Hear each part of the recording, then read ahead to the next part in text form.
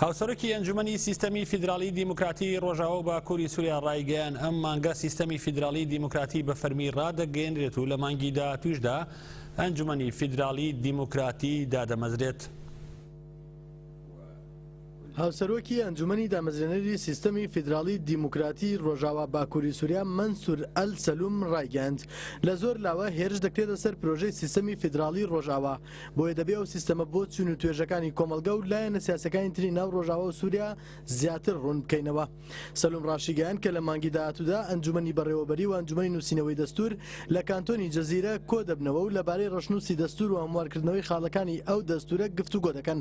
هەر خاڵێکە کۆدەنگی تەواوی پێکاتەکانی لەسەر نەبێت دەگۆڕدرێت و هەموار دەکرێتەوە. پاشانیش پرۆژەی فیدراڵی دیموکراتی بە شێوەیەکی فەرمی ڕادەگەیەنرێ. هاوسەرۆکی ئەنجومەنی فیدراڵی ڕۆژاوا باکووری سووریا ئاشکراشی کرد لە ئێستادا ئامادەکاری دەکەن بۆ ئەوەی هەڵبژاردن ئەنجام بدرێت بۆ هەڵبژاردننی ئەندامانی ئەنجومەنی بەڕێوەبەری سیستەمی ڕۆژاوای کوردستان چونکە دەیانەوێت گەل خۆیان بە ئازادانە نوێنەری خۆیان هەڵبژێرن.